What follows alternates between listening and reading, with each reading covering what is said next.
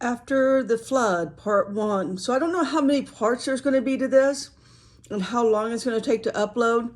Right now, Matthew 27 has been about 40 hours trying to upload, and it's only about 30% there. So I guess it's going to be another couple of days before I can knock out Matthew 27 and then Matthew 28. And then finally, we're going to get around to talking about the giants, because that's our future. And we need to understand these giants had massive cities, but underground was even larger. And I've been studying the works of not only the giant cities of Bashan right here, but also what's underground. Because this guy back in the 1800s, he went and visited all of the giants' cities, their locations, their grave sites, some of which he says are 30 feet long.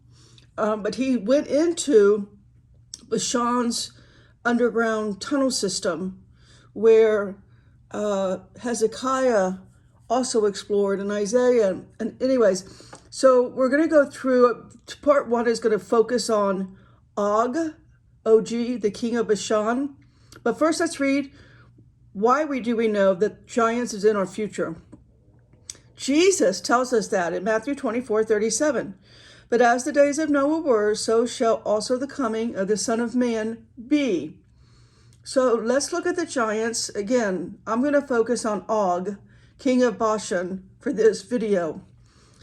So while Jesus is on the cross, this is spoken about in Psalm 22. So David writes in Psalm 22, verse 12, all of Psalm 22 is Christ being crucified on the cross.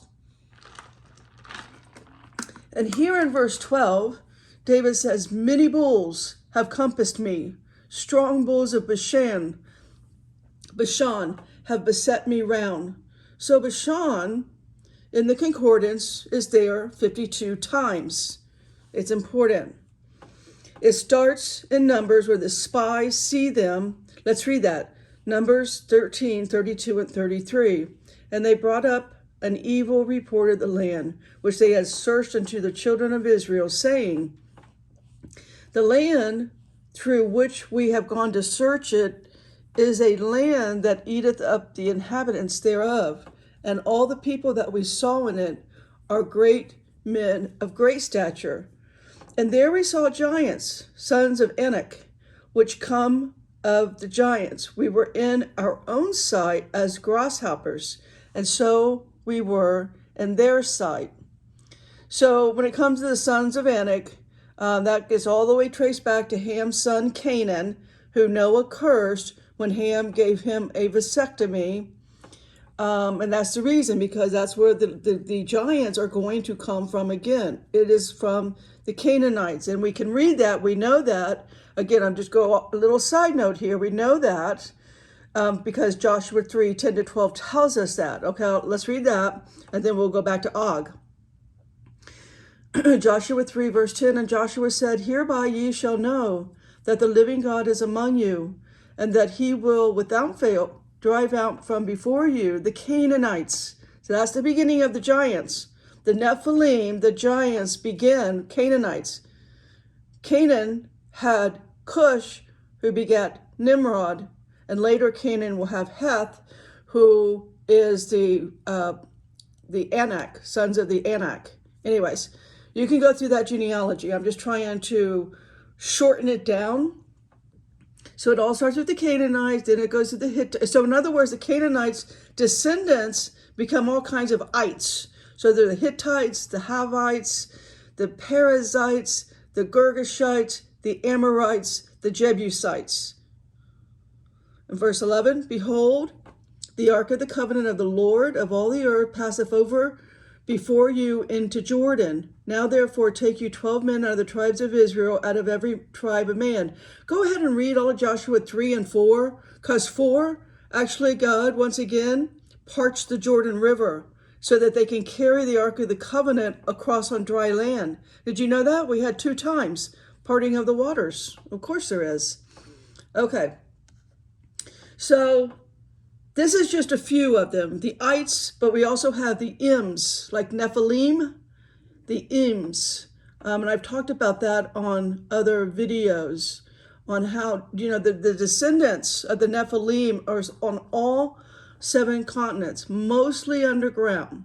Now, what I want to point out here before I get to Og is that, if we don't go through the concordance in the Old Testament Hebrew, and of course in the New Testament Greek, but mostly what I'm looking at here is how do the ites make so many other ites, and the M's make so many other M's. Okay, so races, descendants of people that are tainted bloodline. So if I have time today, we'll get to the word just. There's 2 types of just in the Bible. Just that is a tainted line, and the just that is the potter's vessels. We'll get there. Maybe not on part 1, but we'll get there. But now that I know what I'm looking for, and I know how many different names they have, and I find out that, 37 times our concept, our understanding of the word rape comes in from these guys. So rape in the Bible is not called rape. It's called folly. Folly. Now, most people would not think to look up folly. We would just assume it means some type of fun or silliness. It couldn't possibly mean to defile. Well, okay. I'm not going to read all 37. I've read all 37 verses. I'm not going to put it on this video. I'm just going to put the first one. The first time folly, which is rape, to defile. The first time folly comes about is in Genesis 34:7. This is the first time it appears, at least to a woman who is called out by name, Dinah. Genesis 34:7, and the sons of Jacob came out of the field when they heard it, and the men grieved, and they were very wroth, because he had wrought folly in Israel, in lying with Jacob's daughter, which thing ought not be done. So you go to the concordance there. Folly is number 5039. In Hebrew, it's called nebula. And its meaning is a disgraceful folly of immorality, profane actions by contumely disgrace. So, again, folly's 37 times. Let me read you a couple of them. Job 4:18. Behold, he put no trust in his servants and his angels he charged with folly. Right there we know it's fallen angel stuff. The angels continue to defile. It doesn't just happen in Genesis 6:4. Or their Nephilim, I guess I would say their children, their offspring, continue to defile after the flood. Why is that? Well, Noah. Noah was 500 years old. And it is said, if you go read the Genesis account, you read genealogy, all of that, Noah, at 500 years old, the Lord said, all flesh, everything living was corrupted. Noah started building the ark as well as having his first 3 sons during the ark's building. So after 500, Noah does not have his son until after he's 500 years old. That means when the Lord came and told Noah to build an ark, he did that over the course of the next 100 or so years, which means his sons who are born after this time, their wives are corrupted because all flesh was corrupted, with an especially, I would say, Ham's wife, because Ham could care less. Ham defiled his father. And that's why Noah did not curse Ham. He cursed Canaan, because the corrupted flesh would want to be, that Canaan is and after that. So read Genesis 6 on that. Job 42, verse 8. Therefore, take unto you now 7 bullocks, 7 rams. Go to my servant Job, offer up for yourselves a burnt offering. My servant Job shall pray for you. For him will I accept, lest I deal with you after your folly, and that ye have not spoken of me the thing which is right, like my servant Job.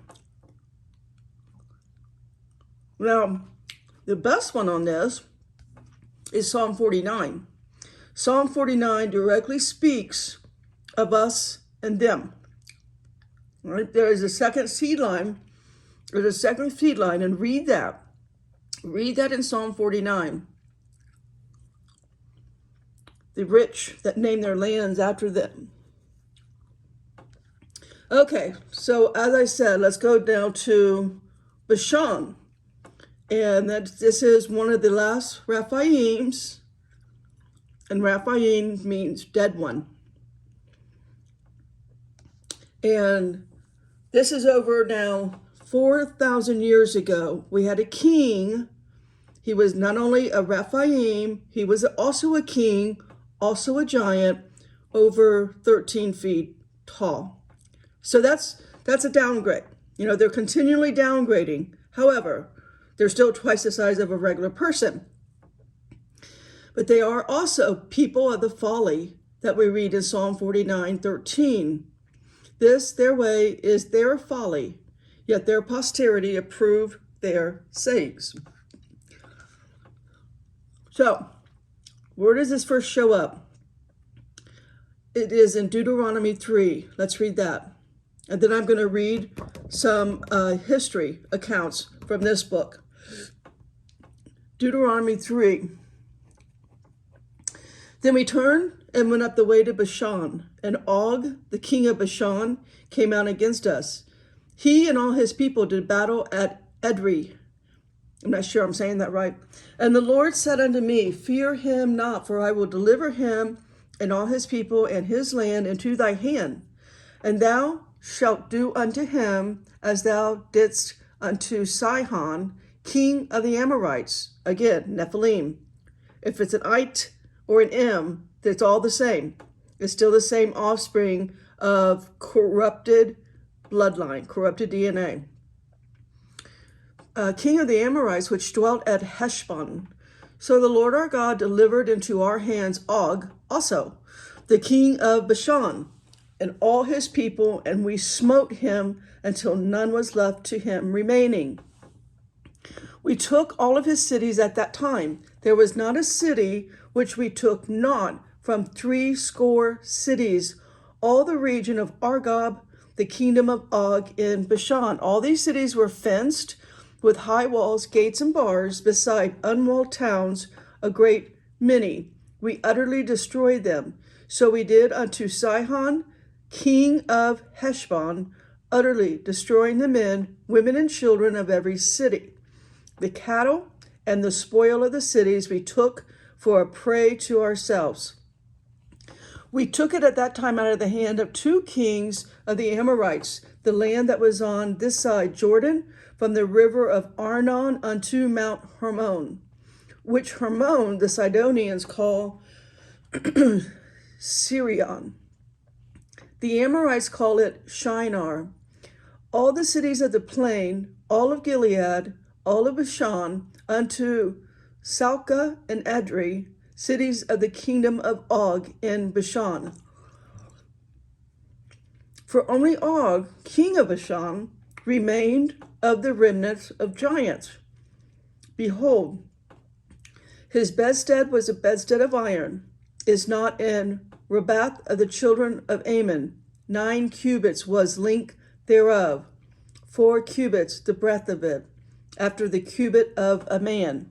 And this land, which we possessed at that time, from, again, I'm butchering these names, I'm sure of it, but Aror, which is by the river Arnon, half Mount Gilead, and the cities thereof gave I unto the Reubenites and the Gadites, and the rest of Gilead and all of Bashan, being the kingdom of Og, gave I unto the half tribe of Manasseh. All the region of Argob with all Bashan, which was called land of the giants. So now, in an effort to really bring light into what is our future, as it was once Canaan was born, and his descendants went everywhere. They are working magically with the spirits of the Raphaim. Can never say that right. So let me just direct you on your own to Isaiah 26 and really just take that in. Just sit with Isaiah 26 and understand what you're reading, because that's what we're going to be facing. Our future, the days of Noah is coming back around. Really let Isaiah 26 sink in. I've read it so many times because this is my supernatural anointing on these guys. So I found a book published in 1866, this book right here, and I'm going to read from that now. I'm going to read a little bit from his dedication, and then I'm going to skip through it to about page 20. And as I'm doing this series, I'm going to be referring to this book because it's a pastor who was commissioned by a Lord Dufresne. And Lord Dufresne gave him the money and the commission, whatever you want to call it, the expedition, I guess I would call it, to go into all of the biblical lands known from the time of Moses on, to explore, write about, just walk the lands with his Bible and write it all down, and everything that he saw. And it's amazing. And it's also what's underground, what's underneath these cities of these giants is even scarier. So I'm going to do my best to summarize it just due to time. So here in his opening dedication, he's explaining what he's doing.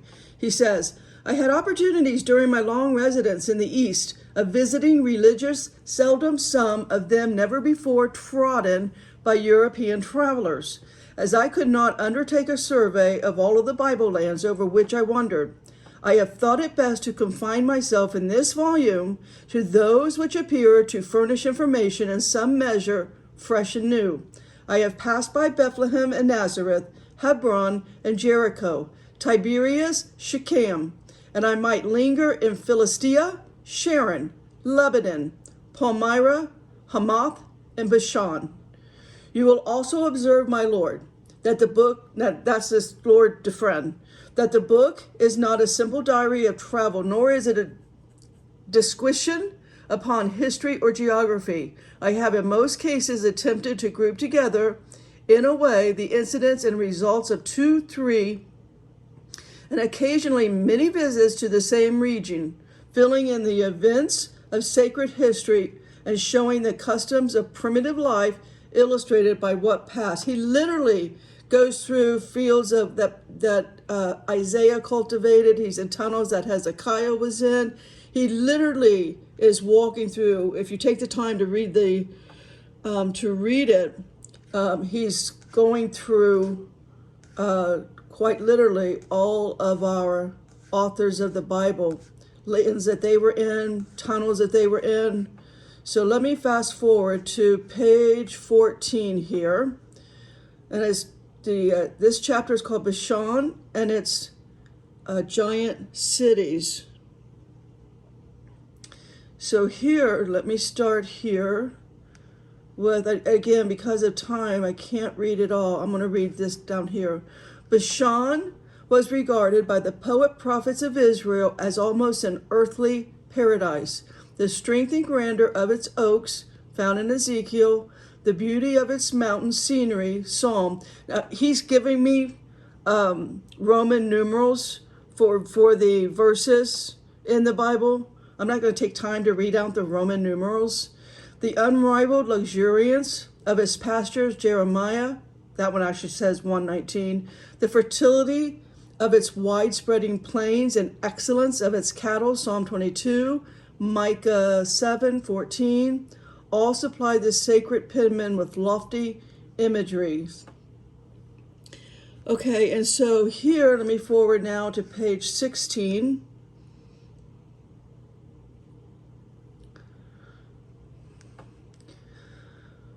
But though, okay, so it says it formed part of the landscape, Philip, son of the great Herod, in Luke 3:1. But though Bashan is not mentioned by name, it was the scene of a few of the most interesting events of the New Testament history.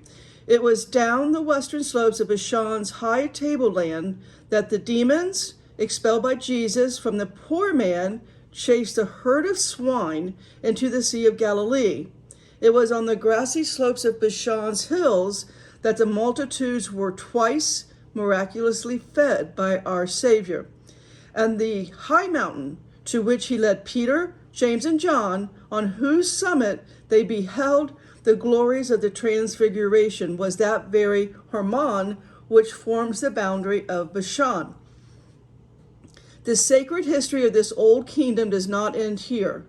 Paul traveled through it on his way to Damascus, and after his conversion, Bashan, which then formed the principal part of the kingdom of Arabia, was the first field of his laborers as an apostle of Jesus. When it pleased God, he tells us, who separated me from my mother's womb, called me by his grace to reveal his Son in me, that I might preach him among the heathen. Immediately I conferred not with flesh and blood, neither went I up to Jerusalem to them which were apostles before me, but I went into Arabia. Read Galatians 1:15-17. So his mission to Arabia, or to Bashan, seems to have been very successful. He's talking about in his day, and again, the book was published in 1866. I don't know when it's before, obviously, before 1866. He's traveling the land here and describing it to us.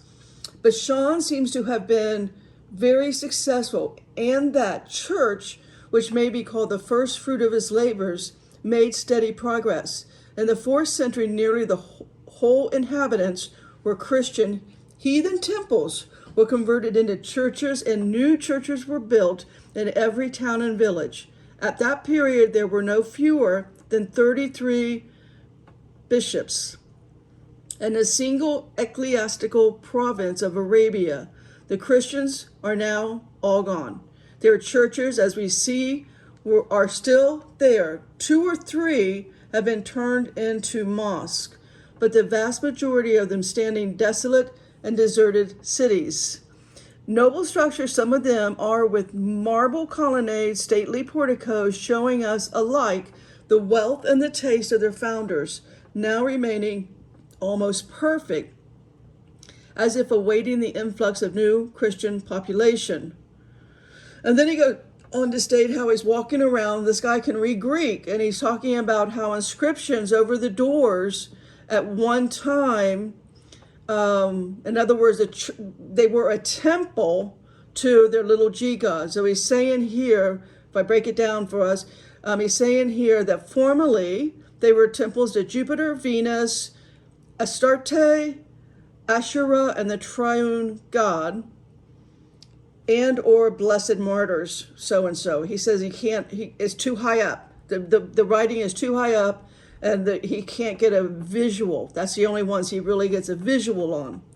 And so here I'm going to go down to page 19. And again, it's a pretty thick book, so I'm going to try and, I've read it all, and try to break it down here. Okay, so here on 19, the state of Bashan is totally different. It is literally crowded with towns and large villages, and though the vast majority of them are deserted, they are not ruined. I have more than once entered a deserted city in the evening, taken possession of a comfortable house, and spent the night in peace. Many of the houses in the ancient cities of Bashan are perfect, as if only finished yesterday. The walls are sound, the roofs unbroken, the doors and even the window shutters in their places. Let not my readers think that I am transcribing a passage from the Arabian Nights. I am relating sober facts. I am telling you what I have seen, and what I purpose just now more fully to describe. But how, you ask me, can we account for the preservation of ordinary dwellings in a land of ruins. If our modern English cities were deserted for a millennium, there would scarcely be a fragment of a wall standing. The reply is easy enough. The houses of Bashan are not ordinary houses. Their walls are from 5 to 8 feet thick, built of large square blocks of basalt.